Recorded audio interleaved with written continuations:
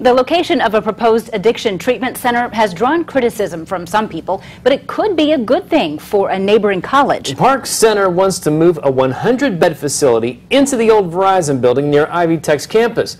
News Channel 15's Angelica Robinson talked with people about that move, and she joins us now with more. Angelica.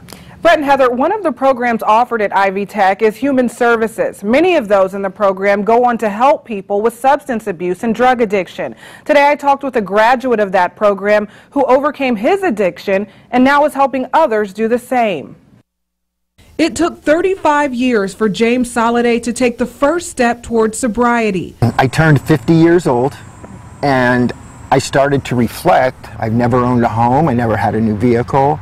I was never in a successful relationship with another human being. He entered a substance abuse program and it took some time, but he finally made progress. I was able to start stringing together some sober days, and days turned into weeks, and weeks into months, months into years. 3 years into sobriety, he enrolled in Ivy Tech's human service program. We're a profession of second chances, and these folks are learning that I can use what happened to me in the past to move forward. Stories like Soliday's make Catherine Davis believe an addiction treatment facility would only benefit the area. Park Center wants to move into the old Verizon building on Rupp Drive, just east of Coliseum, and about a mile from Ivy Tech's campus. For the most part, I don't believe that it will be any different than having an inpatient medical center. This is a win-win for the community, for the school, and for that facility.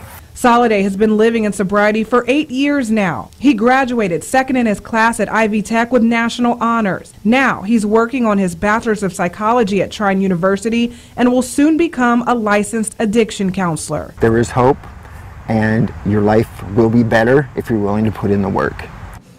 I also contacted IPFW, but a spokesperson there says the university is in the process of doing some research about the planned facility, and they're not in the position to offer comments at this time. In studio, Angelica Robinson, News Channel 15.